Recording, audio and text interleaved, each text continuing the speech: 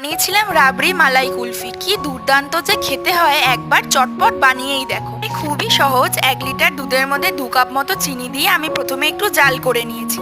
এরপর খোয়া ক্ষীর গ্রেট করে নিয়েছি, কিছুটা কাজু বাদাম গ্রেট করে নিয়েছি, আর কিশমিশগুলোকে কাঁচি দিয়ে ছোট ছোট করে কেটে নিয়েছি।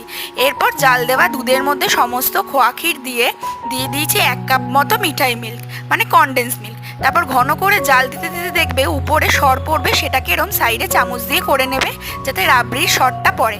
এরপর এলাইচি দিয়ে ভালো করে জাল দিয়ে নিয়ে উপরের ওই সরগুলো দুধের সাথে মিশিয়ে নেবে।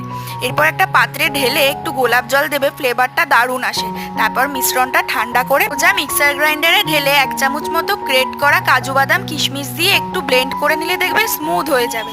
এরপর সমস্ত কাজু বাদামগুলো দিয়ে নাড়িয়ে চাড়িয়ে নিয়ে কুলফির মোল্ডের মধ্যে ভরে 8 থেকে 9 ঘন্টা ঠান্ডা করে নিলেই মালাই কুলফি রেডি। ভিডিওটা ভালো লাগলে লাইক, চ্যানেলটা সাবস্ক্রাইব করো। টাটা।